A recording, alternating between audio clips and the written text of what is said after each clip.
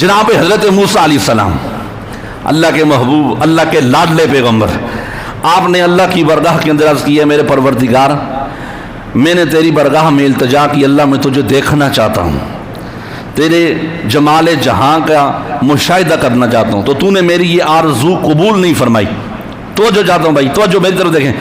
تو حضرت موسیٰ علیہ السلام نے عرض کی، یا اللہ اب مجھے کوئی ایسی دعا سکھا جس کے ساتھ میں تجھے پکاروں۔ کیا کروں؟ جس کے ساتھ میں تجھے پکاروں۔ اللہ پہلے تو میں نے عرض کی، یا اللہ میں تجھے دیکھنا چاہتا ہوں۔ جواب یہ ہے موسیٰ تو مجھے ہرگز نہیں دیکھ سکتا۔ اب جناب موسیٰ علیہ السلام نے عرض کی، یا اللہ مجھے کوئی ایسی دعا سکھا جس کے ساتھ میں تجھے پکاروں۔ توجہ رکھنا۔ تو جناب حضرت موسیٰ علیہ السلام کی طرف اللہ نے وہی فرمایا اے موسیٰ جب ذی الحج کے 10 دن داخل ہو جائیں، یہ جو ایام جا رہے ہیں، جب ذی الحج کے 10 دن داخل ہو جائیں، یہ ایام شروع ہو جائیں، تو کثرت سے پڑھا کر لا الہ الا اللہ۔ کیا پڑھا کرو؟ ایک بار سارے پڑھو لا الہ، تو میں تیری ہر حاجت کو پورا کر دوں گا۔ اب توجہ رکھنی ہے، آگے بھی تو جناب حضرت موسیٰ علیہ السلام تھے نا، تو آپ نے عرض کی اے میرے رب یہ تو تیرے سارے بندے پڑھتے ہیں، یہ کوئی خاص وظیفہ تو نہیں ہے نا، لا الہ تو ہر بندہ پڑھتا ہے، اللہ تو مجھے کوئی خاص دعا سکھا جس سے میں تجھے پکاروں، التجا کروں۔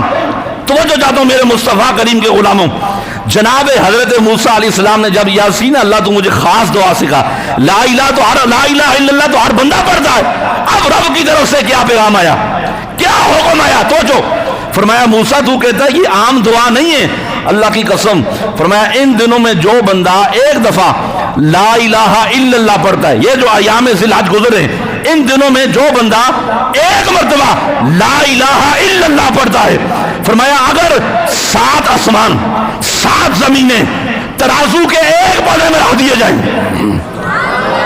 تو جو چاہتا ہوں 7 زمینیں 7 آسمان ترازو کے ایک پلڑے میں رکھ دیے جائیں، فرمایا دوسرے پلڑے میں صرف لا الہ الا اللہ رکھ دیا جائے، تو رب فرما رہا ہے موسیٰ جب وزن کیا جائے، فرمایا مجھے اپنی عزت و جلال کی قسم پڑھ رہا لا الہ الا اللہ والا بھاری ہو جائے گا۔ سبحان اللہ۔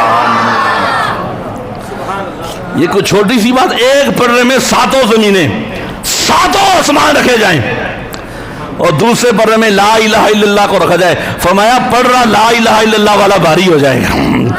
تو پھر ہمیں کثرت سے لا الہ الا اللہ پڑھنا چاہیے نا، بولے سارے ایسا ہے۔ اب تو جو رکھنی ہے اگلی بات، ایک بڑی قابل غور بات ہے، میں یہ دن گزر جائیں گے، پتہ نہیں آنے والے سال یہ ایام کس کو ملتے ہیں نہیں ملتے، نظر دوڑائیں کئی لوگ ہمارے ساتھ تھے آج وہ ہمارے درمیان موجود نہیں ہیں، وہ قبرستان کی زینت بنے ہوئے ہیں، اور آج ہمارے پاس موقع ہے، ان دنوں کو آپ غنیمت جانے خدا کی قسم۔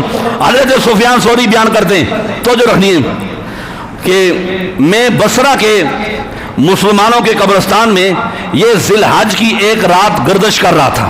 یہ جو حضرت سفیان ثوری جو لوگ پڑھے لکھے ان کا مقام اور مرتبہ سمجھتے ہیں، وہ کہتے ہیں میں بصرہ کے مسلمانوں کے قبرستان میں ذی الحج کی رات کو گردش کر رہا تھا، گھوم رہا تھا، آپ دیکھتے ہیں اچانک ایک آدمی کی قبر سے نور ظاہر ہوا، تو میں کھڑا ہو کر سوچنے لگا، تو اچانک بلند آواز سے پکارا گیا اے سفیان عشرہ ذی الحج میں روزہ رکھا کر تو تمہیں بھی اللہ اسی قسم کا نور عطا فرمائے گا۔